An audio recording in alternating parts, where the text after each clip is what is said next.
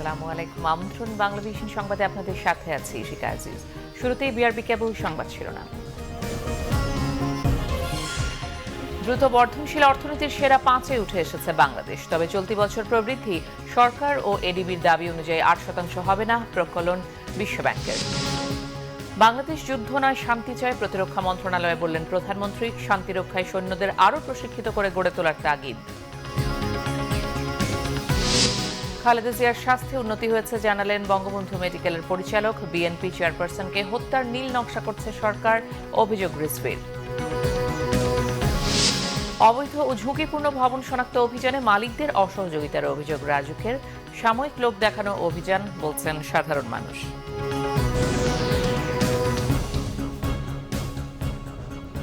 BRB কেবল সংবাদ শিরোনাম দেখছিলেন, এবারে বিস্তারিত। বিশ্বের দ্রুত বর্ধনশীল অর্থনীতির 5টি দেশের তালিকায় বাংলাদেশের ঠাঁই পাওয়ার খবর দিয়েছে বিশ্বব্যাংক। অগ্রগতির এই সুসংবাদ দিলেও মোট দেশজ উৎপাদন বা জিডিপি প্রবৃদ্ধির প্রাক্কলন নিয়ে সরকার এবং এশীয় উন্নয়ন সংস্থা এডিবির সাথে ভিন্নমত সংস্থাটির। সবশেষ উন্নয়ন প্রতিবেদন তুলে ধরে বিশ্বব্যাংক জানিয়েছে, চলতি বছরে বাংলাদেশের অর্থনৈতিক প্রবৃদ্ধি জিডিপির হার 7.3% বেশি হবে না।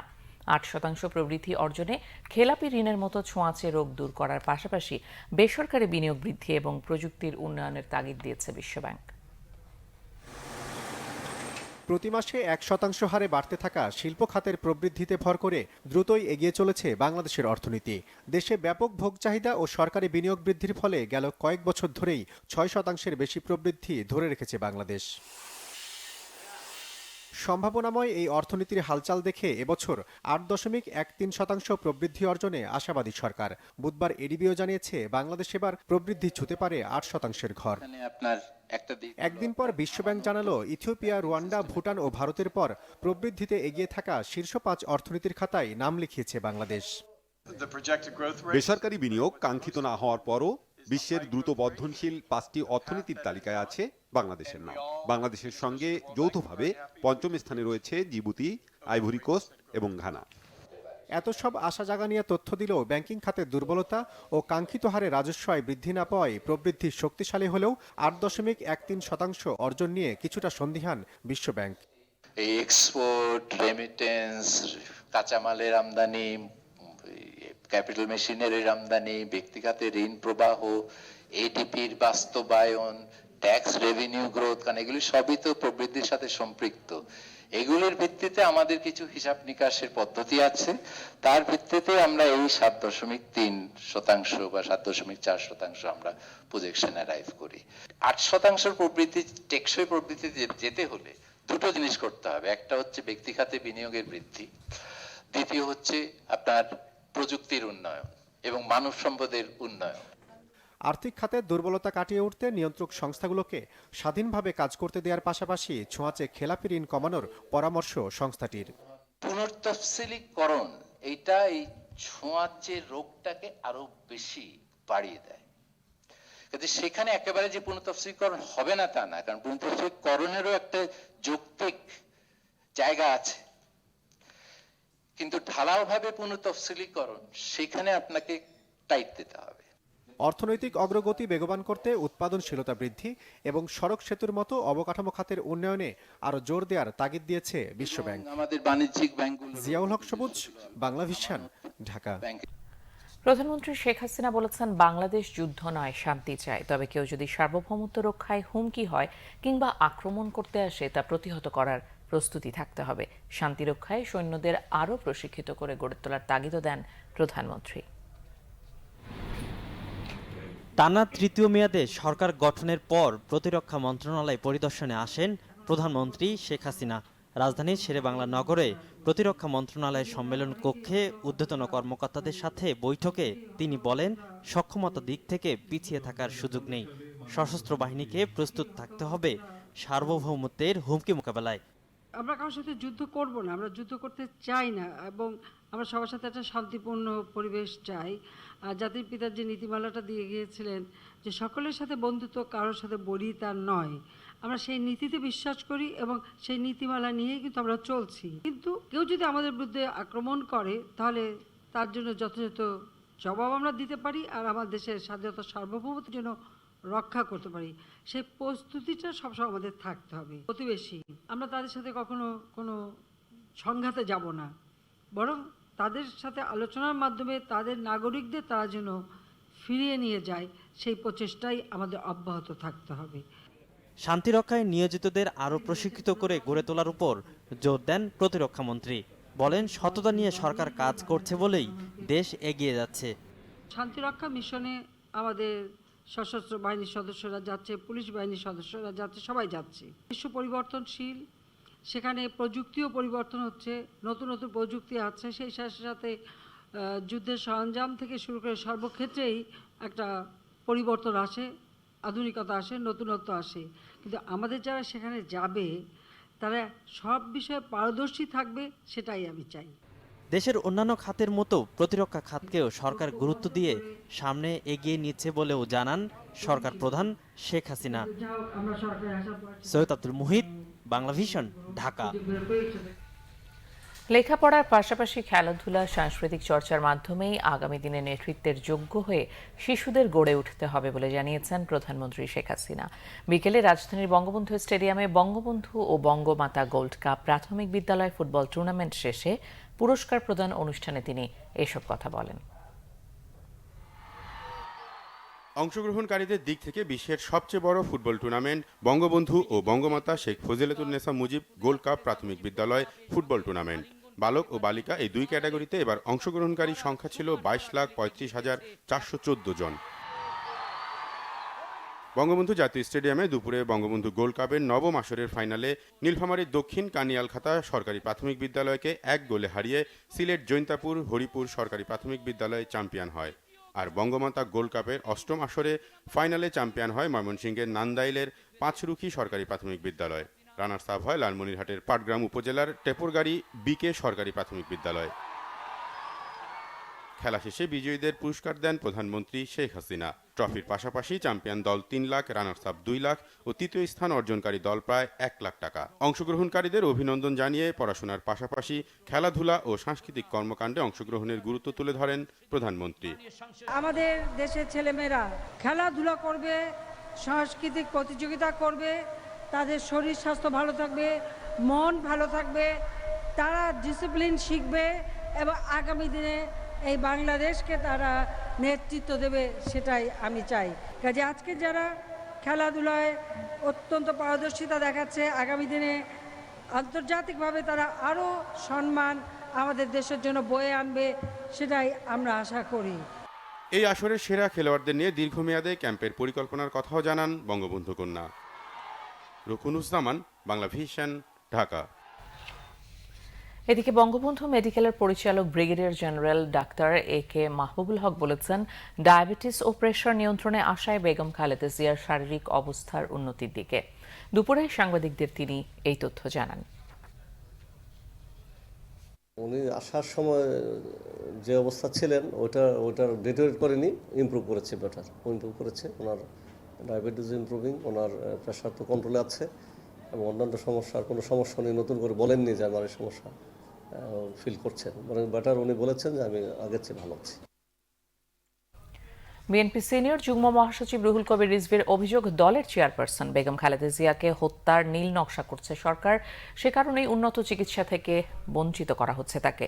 বেগম খালেদা জিয়ার মুক্তির দাবিতে নয়াপল্টন বিএনপির কেন্দ্রীয় কার্যালয়ে মহিলা দলের প্রতিবাদ সভায় রুহুল কবির রিজভী এসব কথা বলেন। তিনি অভিযোগ করেন, সরকারের প্রতিহিংসার কারণেই বেগম খালেদা জিয়ার মুক্তি মিলছে না, ক্ষমতা হারানোর ভয় থেকেই ক্ষমতাসীনরা এসব কাজ করছে বলেও মন্তব্য করেন রিজভী। অন্যায় অবিচারের বিরুদ্ধে গণজোয়ার তৈরি করতে ঐক্যবদ্ধ আন্দোলনের হুঁশিয়ারি দেন বিএনপি সিনিয়র যুগ্ম মহাসচিব।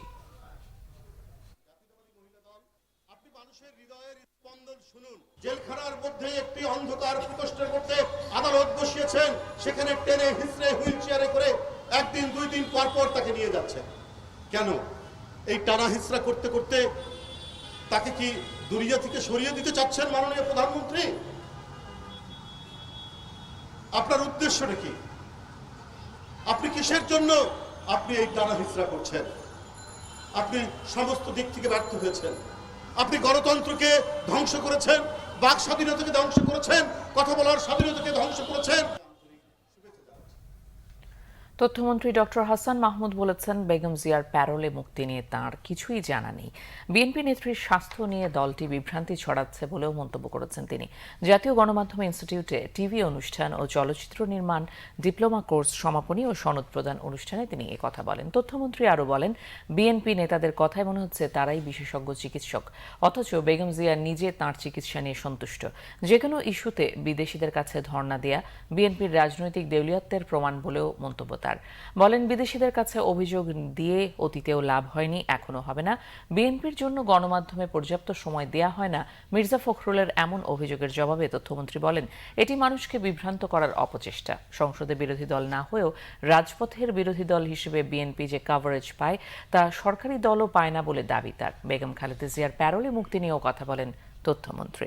এ ব্যাপারে আমি কিছু জানি না, এটি কোত্থেকে কিভাবে এই গুঞ্জন আসছে সেটিও আমি বুঝতে পারছি না। যেখানে যার চিকিৎসা নিয়ে কথা হচ্ছে তিনি সন্তোষ প্রকাশ করছেন, আর মির্জা ফখরুল ইসলাম আলমগীর কিংবা বিএনপি নেতারা সন্তোষ প্রকাশ করতে পারছেন না। তো এতেই বোঝা যায় আসলে জনগণকে বিভ্রান্ত করার জন্য এই কথাগুলো বলছেন। বেসরকারি টেলিভিশন চ্যানেলের মালিকদের সংগঠন association of television channel owners অ্যাটকোর নতুন সভাপতি হয়েছেন মাছরাঙা টেলিভিশনের ব্যবস্থাপনা পরিচালক অঞ্জন চৌধুরী পিন্টু। রাজধানীর গুলশানে অ্যাটকোর নির্বাহী কমিটির সভায় এই সিদ্ধান্ত হয়। তিনি সালমান এফ রহমানের স্থলাভিষিক্ত হবেন। প্রধানমন্ত্রীর বেসরকারি শিল্প ও বিনিয়োগ বিষয়ক উপদেষ্টা হিসেবে দায়িত্ব পালনের প্রয়োজনে অ্যাটকোর সভাপতির দায়িত্ব থেকে অব্যাহতি নেন সালমান এফ রহমান। 3 বছরের মেয়াদের বাকি সময় অঞ্জন চৌধুরী পিন্টু সভাপতি হিসেবে দায়িত্ব পালন করবেন। এছাড়া সভায় কেবলে বিদেশি চ্যানেল প্রদর্শন বন্ধের বিষয়েও আলোচনা হয়। এখন ক্লিন ফিড না চালিয়ে বিজ্ঞাপন সহ বিদেশি চ্যানেল প্রদর্শন করে কেবল অপারেটরদের কেউ কেউ আইন ভঙ্গ করছেন বলেও মনে করে অ্যাটকো। পরে ব্রডকাস্ট জার্নালিস্ট সেন্টারের একটি প্রতিনিধি দলও অ্যাটকোর সাথে মতবিনিময় করেন। অঞ্জন চৌধুরী পিন্টু, ওনাকে আমার জায়গায় ওনাকে অ্যাটকোর সভাপতি আজকে নির্বাচিত করা হয়েছে। খুবই আনন্দিত এবং আমি মনে করি যে ভবিষ্যতে আমি যে কাজটা আমার সহকর্মীদের সহযোগিতা নিয়ে যে কাজটা আমি করেছি সেই কাজটা উনি আমার থেকে আরো ভালোভাবে নতুন দায়িত্ব পালন করবেন। কিছু কিছু কেবল অপারেটর একটু ব্ল্যাকমেইলের চেষ্টা করছে, যে তাদেরকে আমরা হুঁশিয়ার করে বলতে চাই যে তাদেরকে বলা হয়েছে ক্লিন ফিট চালাতে কোনো চ্যানেল বন্ধ করার সিদ্ধান্ত বাংলাদেশ সরকার নেয়নি। তারা চ্যানেলগুলি বন্ধ করে যদি জন অসন্তোষ তৈরির কোনো চেষ্টা করে তাহলে সরকারের যে কঠিন সিদ্ধান্ত নেওয়ার সুযোগ আছে, অ্যাটকো তার প্রতি পূর্ণ সমর্থনে থাকবে। অবৈধ ও ঝুঁকিপূর্ণ বহুতল ভবন শনাক্তে ৪র্থ দিনের মতো অভিযান পরিচালনা করেছে রাজধানী উন্নয়ন কর্তৃপক্ষ রাজুক। যদিও এমন অভিযানকে সমন্বয়হীনতা ও ক্ষণিকের উল্লেখ করে এতে তেমন ফল আসবে না বলে মন্তব্য করেছেন অনেকেই। এদিকে কোনো কোনো ভবন মালিকের কাছ থেকে সহযোগিতা পাওয়া যাচ্ছে না বলেও জানিয়েছে রাজুকের কর্মকর্তারা। রাজধানীর বনানীর জে টাওয়ারের ভয়াবহ আগুন কেড়ে নিয়েছে 25টি তরতাজা প্রাণ। সেই এফআর টাওয়ারের লাগোয়া 28 তলা ভবন আহমেদ টাওয়ার। অভিযোগ আছে রাজুকের নকশার অনুমোদন ভঙ্গ করে এই ভবনটিও কয়েকতলা বড় করা হয়েছে। এ বিষয়ে জানতে ৪র্থ তলায় টাওয়ার কর্তৃপক্ষের কার্যালয়ে পাওয়া যায়নি কাউকে। রাজুকের কর্মকর্তারাও জানান, পরপর 3 দিন এই বহুতল ভবনে এসেও মালিককে বা দায়িত্বশীল কাউকে পাননি তারা। মালিক আনে নাই, কোথায় কোথায় তা তো আমি বলতে পারি না। আমি তো সকালে ডিউটি আসছি, আমার সময় আসে না, এতটুকু আমি বলতে পারি না। গতকাল আমি দেখিনি, আগের দিন আমার সকালে ডিউটি ছিল। আমরা তো যখনই আসি মালিক নাই, কারণ সেক্ষেত্রে কি করবো, আমরা নকশার কপি তো পাইনি এখনো, কাজে ওটা তো আমি বলতে পারবো না নকশা না দেখার আগে। নকশার কপি আমাদের অফিস থেকে কালেক্ট করার জন্য অলরেডি বলছি, ওটা আমরা হয়তো বা আজকে পাইও যেতে পারি। পরে নির্মাণ সহ আপাতত সব ধরনের কার্যক্রম বন্ধ করে ভবন ছেড়ে যেতে সেখানে অবস্থানরতদের নির্দেশ দেন রাজুকের অভিযান পরিচালনার দায়িত্বে থাকা কর্মকর্তারা। আপনি এখানে কি করবেন? এর আগে একই স্থানে এসএমসি টাওয়ার ও পার্ক প্লাজা পরিদর্শনে যায় রাজুকের টিম। এসএমসিতে বড় কোনো অসঙ্গতি পাওয়া যায়নি বলে জানায় রাজুক। তবে পাশের পার্ক প্লাজায় পর্যাপ্ত চওড়া সিঁড়ি না থাকা, 4 থেকে 12 তলা আবাসিকের অনুমোদন নিয়ে ব্যবসায়িক উদ্দেশ্যে পরিচালনা সহ কয়েকটি অসঙ্গতি পাওয়া যায়। এখন দেখতেছি এটা অনিয়ম, অবশ্য এতদিন কোনোদিনই আমাদের সমস্যা হয়নি। এদিকে রাজুকের এই অভিযান পরিচালনাকে লোক দেখানো ও অকার্যকর বলে মনে করছেন অনেকে। মানুষকে দেখানোর জন্য যে আমরা আসি ফিল্ডে, 1 সপ্তাহ পরে সব কিছু বলে যাবে, আবার আগের যে পরিণতি আছে আবার ওই হিসাবে চলবে। আর কয়টা বিল্ডিং এ ফায়ার অ্যালার্ম আছে দেখেন গিয়ে, কয়টা বিল্ডিং এ হোস পাইপ আছে, কয়টা বিল্ডিং, এই বিল্ডিংটাই তো আপনার নাই, আপনার নামার জন্য এক্সিট নাই। আমরা মরার পরে জানতে পারতেছি যে এখানে এই বিল্ডিংগুলো এইগুলো ছিল না, এর আগে না কেন এটা, তাহলে তো এই দুর্ঘটনাগুলো ঘটলেও এই প্রাণহানিগুলো ঘটে না।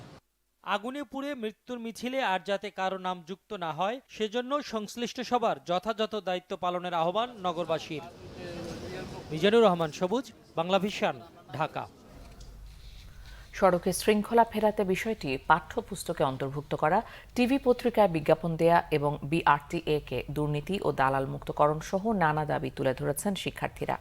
সড়ক এবং পরিবহন সেক্টরে অব্যবস্থাপনা নিয়ে রাজধানী কয়েকটি প্রতিষ্ঠানের শিক্ষার্থীরা উত্তর সিটি কর্পোরেশনের মেয়র, বিআরটিএ চেয়ারম্যান সহ অন্যান্যদের রীতিমতো জবাবদিহিতার কাঠগড়ায় দাঁড় করান। তবে বিআরটিএ চেয়ারম্যান সহ কেউ কেউ অব্যবস্থাপনার দায়ে অন্যদের ঘাড়ে চাপানোর চেষ্টা করেন। রাজধানীর সড়ক ও পরিবহন খাতে অব্যবস্থাপনা কিভাবে দূর করা যায় তা নিয়ে শিক্ষার্থীদের সাথে মতবিনিময়ের আয়োজন করে ঢাকা উত্তর সিটি কর্পোরেশন। ডিএনসিসি কার্যালয়ের সভাকক্ষে আয়োজিত এ মতবিনিময় সভায় শিক্ষার্থীরা সড়ক ও পরিবহন খাত সংশ্লিষ্টদের নানা অব্যবস্থাপনা তুলে ধরেন। একই সাথে তারা এ অব্যবস্থাপনা দূর করতে তাদের দাবি দেওয়া পেশ করেন। শিক্ষার্থীদের সবচেয়ে বেশি ক্ষোভ ছিল সরকারি সংস্থা বিআরটিএর নানা ত্রুটি ও অসঙ্গতিমূলক কর্মকাণ্ড নিয়ে। শিক্ষার্থীদের সাথে সুর মিলিয়ে মালিকরাও গাড়ি অনুপাতে লাইসেন্স না দেয়ায় বিআরটিকে দায়ী করেন। আমি বিআরটিএতে যাব, তখন আমি ফার্স্টেই চিন্তা করি আমার একটা দালাল বা একটা মধ্যস্বত্বভোগী লাগবে। যদি আমি সেটা সেট আপ করে যেতে পারি এবং আমি আমার পকেট থেকে টাকা দিতে পারি, তাহলে আমার কাজটা খুব দ্রুত হয়ে যাবে। আমরা দেখি যে লাইট ড্রাইভিং লাইসেন্স দিয়ে হেভি গাড়ি চালাচ্ছে, যে জায়গায় তাদের স্কুলিং করা হবে এবং স্কুলিং এর পরে বিআরটিএ তাদেরকে মানসম্মত লাইসেন্স কিভাবে নেওয়া হয় সেটা তারা পরীক্ষা করে দেখবে। 7 বছর লাগে একটা হেভি ড্রাইভিং লাইসেন্সের জন্য, তো 7 বছর আমাকে কতগুলা গাড়ির পারমিশন দিয়েছে, সেই অনুপাতে কি ড্রাইভিং লাইসেন্স তারা কি করেছে? তবে বিআরটিএর চেয়ারম্যান দায় এড়িয়ে এজন্য অন্যান্য সংস্থাকে দায়ী করেন। লাইসেন্স বিআরটিএ দেয় না, লাইসেন্স হলো একটা কমিটি আছে, সেই কমিটির হলো চেয়ারম্যান হলো একজন ঢাকা জেলা প্রশাসকের অতিরিক্ত জেলা ম্যাজিস্ট্রেট, এটা হলো চেয়ারম্যান, এবং আপনারা সেই এডিশনাল ডিস্ট্রিক্ট ম্যাজিস্ট্রেটের সঙ্গে যোগাযোগ করতে পারেন। আমরা বিআরটিএ এই পরীক্ষাটা ব্যবস্থাপনা করি তাদের নির্দেশনায়। আবরার হত্যাকারী বাসের শুধু চালক নয়, মালিকের বিরুদ্ধেও শাস্তিমূলক ব্যবস্থা নেওয়ার দাবি জানান শিক্ষার্থীরা। তাদের সব দাবি পর্যায়ক্রমে বাস্তবায়ন করা হবে বলে জানান উত্তরের মেয়র। আমরা পয়েন্টগুলো নোট করছি এবং আমরা একটি একটি করে সমাধান কিন্তু আসবে। একটি ফ্ল্যাশ লাইট কিন্তু হচ্ছে, যেখানে বাস স্ট্যান্ড সেখানে ছাউনি করে দেওয়া হবে, ছাউনি ছাড়া ছাউনির বাইরে কোনো বাস থামবে না। সড়কের পাশাপাশি রাজধানীর বিভিন্ন ভবনে আগুন লাগার বিষয়টিতে নজর দেওয়ার আহ্বান জানান শিক্ষার্থীরা। Imrul Kayes, Bangla vision, Dhaka. CBC tiles সংবাদ বিরতি নিচ্ছি, সঙ্গেই থাকুন। ফিরে এসে থাকছে পাটকল শ্রমিকদের সড়ক ও রেলপথ অবরোধে উত্তাল দেশের কয়েকটি শহর। বকেয়া মজুরি সহ 9 দফা আজকের মধ্যে না মানলে আরও কঠোর কর্মসূচির হুঁশিয়ারি। উপজেলা নির্বাচন পরবর্তী সহিংসতায় ফরিদপুর ও ব্রাহ্মণবাড়িয়ায় বিদ্রোহী প্রার্থীদের 2 সমর্থক নিহত, আহত প্রায় অর্ধশত, অসংখ্য ঘরবাড়ি ভাঙচুর। আপনারা দেখছেন বাংলা ভিশন। স্বাগত আরেকবার বাংলা ভিশন সংবাদে। মজুরি কমিশন বাস্তবায়ন সহ 9 দফা দাবিতে দেশের রাষ্ট্রায়ত্ত পাটকল শ্রমিকদের 72 ঘন্টা ধর্মঘট শেষ হয়েছে। পাশাপাশি সড়ক ও রেলপথ অবরোধ কর্মসূচিও পালন করেন তারা। তবে দাবি আদায় না হলে আরও কঠোর কর্মসূচির হুঁশিয়ারি দিয়েছেন শ্রমিক নেতারা। পাট খাতে প্রয়োজনীয় অর্থ বরাদ্দ, বকেয়া মজুরি পরিশোধ, মজুরি কমিশন বাস্তবায়ন সহ ৯ দফা দাবিতে দেশের রাষ্ট্রায়ত্ত পাটকল শ্রমিকদের ৭২ ঘন্টার ধর্মঘট শেষ হয়েছে। পাশাপাশি সড়ক ও রেলপথ অবরোধ কর্মসূচিও পালন করেন তারা। দাবি আদায় না হলে আরও কঠোর কর্মসূচির হুঁশিয়ারি দিয়েছেন শ্রমিক নেতারা। কর্মবিরতির তৃতীয় দিনে খুলনা নতুন রাস্তা মোড়ে আন্দোলনরত শ্রমিকদের সাথে পুলিশের ধাওয়া পাল্টা ধাওয়া হয়। এ সময় শ্রমিকদের ছোড়া ইটপাটকেলে 2 পুলিশ আহত হয়। বৃহস্পতিবারও কাজে যোগ না দিয়ে নিজ নিজ মিল গেটে অবস্থান নেয় খুলনা যশোরের রাষ্ট্রায়ত্ত 9টি পাটকলের শ্রমিকরা। এ সময় সংক্ষিপ্ত সমাবেশে বক্তারা অবিলম্বে 9 দফা বাস্তবায়নের আহ্বান জানান। 7 এপ্রিল পাটকল শ্রমিক লীগের কেন্দ্রীয় কমিটির সভায় পরবর্তী কর্মসূচি ঘোষণা করা হবে বলেও জানান বক্তারা। যতক্ষণ পর্যন্ত আমাদের দাবি না মানবে ততক্ষণ পর্যন্ত অবরোধ চলবে। এদিকে দাবি আদায়ে নরসিংদীতে ইউএমসি জুট মিলের শ্রমিক কর্মচারীরা বাসাল রেলগেট ও তরোয়া এলাকায় রেল লাইনে আগুন জ্বেলে অবরোধ করে। এ সময় একটি ট্রেনের বেশ কয়েকটি বগিতে ভাঙচুর করে বিক্ষুব্ধরা। পরে পরিস্থিতি নিয়ন্ত্রণে আনে পুলিশ। দাবি আদায়ে সড়ক ও রেলপথ অবরোধ করে বিক্ষোভ করে চট্টগ্রামের আমিন জুট মিলের শ্রমিক কর্মচারীরা। নগরীর অক্সিজেন মুরাদপুর সড়কে এই কর্মসূচি পালন করেন তারা। এই সরকারের তো নাং নাই, আমরা এটা মরণ দিয়ে হলেও আমরা এটা আদায় করে নিব। অবিলম্বে আমাদের মজুরি কমিশন দেওয়ার জন্য আপনারা সরকারের কাছে আবেদন করেন। সারা মাস চাকরি করলে আমরা 8-9 হাজার টাকা বেতন পাই, আমাদের সেই মজুরিটা দেওয়া হচ্ছে না। আর আমাদের বেতন বাড়লে নাকি মিল কারখানা চলবে না। ৭২ ঘন্টার ধর্মঘটের শেষ দিনে অবরোধ করা হয় রাজশাহী ঢাকা মহাসড়ক। মিছিল করা সহ মহাসড়কে অবস্থান নেন শ্রমিকরা। বিক্ষোভ করে সিরাজগঞ্জের পাটকল শ্রমিকরাও।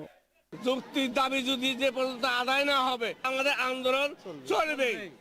দাবি আদায়ে কঠোর কর্মসূচির হুঁশিয়ারি দিয়ে মঙ্গলবার থেকে শুরু হওয়া ৭২ ঘন্টার ধর্মঘট বৃহস্পতিবার শেষ করে পাটকল শ্রমিকরা। Nazneen Akter, Bangla vision news desk. ফরিদপুরের বোয়ালমারীতে উপজেলা নির্বাচন পরবর্তী সহিংসতায় 1 জন নিহত হয়েছে, আহত হচ্ছে অন্তত 20 জন। ভাঙচুর হয়েছে অসংখ্য ঘরবাড়ি। এদিকে ব্রাহ্মণবাড়িয়া সরাইলে নিহত হয়েছে 1 যুবক। ফরিদপুরের বোয়ালমারী উপজেলার পোয়াইল গ্রামে নৌকা ও স্বতন্ত্র প্রার্থীর সমর্থকদের মধ্যে নির্বাচন পরবর্তী সংঘর্ষের ঘটনায় দেলোয়ার মাতব্বর নামে 1 জন মারা যান। পুলিশ জানায় বুধবার রাতে বিজয়ী নৌকা মার্কার সমর্থক শুভ কাজীর সাথে পরাজিত বিদ্রোহী প্রার্থীর সমর্থক জামাল মাতব্বরের কথা কাটাকাটির জেরে অস্ত্রের আঘাতে গুরুতর আহত হন। পরে ফরিদপুর হাসপাতালে নেয়ার পথে তিনি মারা যান। রাতভর চলা সংঘর্ষে উভয় পক্ষের অন্তত 30 থেকে 35টি বাড়ি ভাঙচুর করা হয়। এছাড়া এলাকায় অতিরিক্ত পুলিশ মোতায়েন করা হয়েছে। এদিকে ব্রাহ্মণবাড়িয়ার সরাইলে নির্বাচন পরবর্তী সহিংসতায় রোকন মিয়া নামে 1 যুবক নিহত হয়েছেন। সকালে উপজেলার বড়ইছড়া গ্রামে এই দুর্ঘটনা ঘটে। স্থানীয়রা জানায় সকালে আওয়ামী লীগ প্রার্থী শফিকুর রহমানের সমর্থকদের হামলায় স্বতন্ত্র প্রার্থী রফিকউদ্দিন ঠাকুরের সমর্থক রোকন মিয়া মারা যান। এছাড়া সাতক্ষীরার কলারোয়ায় নির্বাচন পরবর্তী সহিংসতায় জালালাবাদ ইউপির ভারপ্রাপ্ত চেয়ারম্যান সহ আহত হয়েছেন অন্তত 4 জন। এই ঘটনায় জড়িত সন্দেহে পুলিশ 5 জনকে আটক করেছে। আবারও নিচ্ছে সিবিসি টাইলস সংবাদ বিরতির সঙ্গেই থাকুন। ফিরে এসে থাকছে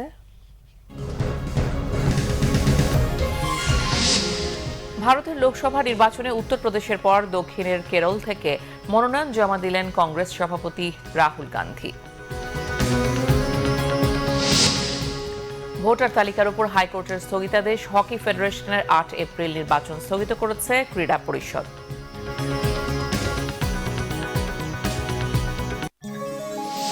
আপনারা দেখছেন বাংলা ভিশন সংবাদ।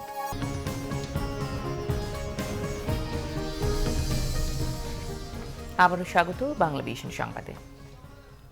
আমি জুয়েলার্স আন্তর্জাতিক সংবাদ। এবার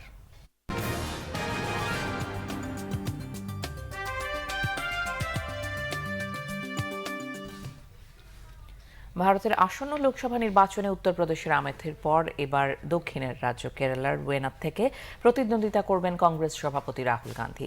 বৃহস্পতিবার ওয়েনাদ গিয়ে মনোনয়নপত্র জমা দেন তিনি। এ সময় তাঁর সাথে ছিলেন কংগ্রেসের সাধারণ সম্পাদক ও ছোট বোন প্রিয়াঙ্কা গান্ধী। পরে সাংবাদিকদের রাহুল গান্ধী বলেন, ভারতের উত্তর এবং দক্ষিণ দুদিক থেকে নির্বাচিত হয়ে গোটা দেশকে ঐক্যবদ্ধ করার চেষ্টা করবেন তিনি। কংগ্রেস সভাপতি অভিযোগ করেন, ক্ষমতাসীন বিজেপি সরকার দেশের ইতিহাস এবং সংস্কৃতিকে ধ্বংসের চেষ্টা করছে। এদিকে আমেথিতে রাহুলের প্রতিদ্বন্দ্বী বিজেপি প্রার্থী স্মৃতি ইরানি বলেন, গেল 5 বছরে আমেথির কোনো উন্নয়ন হয়নি, তাই ওয়েনাদবাসীকে রাহুলকে সমর্থন না দেওয়ার আহ্বান জানান।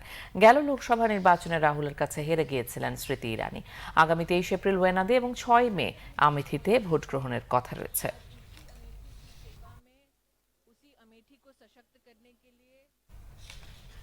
নিউজিল্যান্ডের ক্রাইস্ট চার্চে 50 মুসল্লিকে হত্যার দায়ে শ্বেতাঙ্গ জঙ্গি ব্রেন্টন ট্যারেন্টের বিরুদ্ধে 50টি হত্যা মামলার আনুষ্ঠানিক অভিযোগ গঠন করা হয়েছে। কাল তাকে আদালতে তোলা হবে। পুলিশের পক্ষ থেকে জানানো হয়, ট্যারেন্টের বিরুদ্ধে হত্যা ছাড়াও 39টি হত্যা চেষ্টার অভিযোগ আনা হয়েছে। কাল তাকে ক্রাইস্ট চার্চের হাইকোর্টে তুলে অভিযোগপত্র উত্থাপন করা হবে। এই শুনানিতে সহায়তার জন্য স্থানীয় গণমাধ্যম এবং বিদেশি বিভিন্ন সংস্থা অডিও রেকর্ড, ভিডিও এবং ছবি সহ 12টি আবেদন হাইকোর্টে জমা পড়েছে। তবে আসামির ন্যায় বিচারের স্বার্থে এসব তথ্য প্রমাণ আমলে না নিয়ে বাতিল করেছেন বিচারক ক্যামেরন ম্যান্ডার। আটক ট্যারেন্টকে নৃশংস ওই হামলার পরদিন 16 মার্চ ক্রাইস্ট চার্চের জেলা আদালতে তোলা হয়। আল নূর সহ 2টি মসজিদে জুম্মার নামাজ আদায়ের কেবল শিরোনামগুলো আরেকবার জানিয়ে।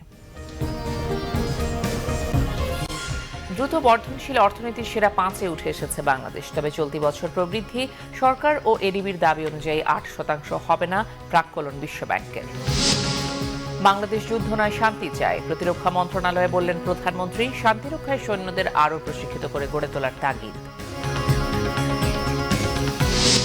খালেদা জিয়ার স্বাস্থ্যের উন্নতি হয়েছে জানালেন বঙ্গবন্ধু মেডিকেলের পরিচালক। বিএনপি চেয়ারপারসনকে হত্যার নীল নকশা করছে সরকার, অভিযোগ রিজভীর। অবৈধ ও ঝুঁকিপূর্ণ ভবন শনাক্ত অভিযানে মালিকদের অসহযোগিতার অভিযোগ রাজুকের। সাময়িক লোক দেখানো অভিযান, বলছেন সাধারণ মানুষ।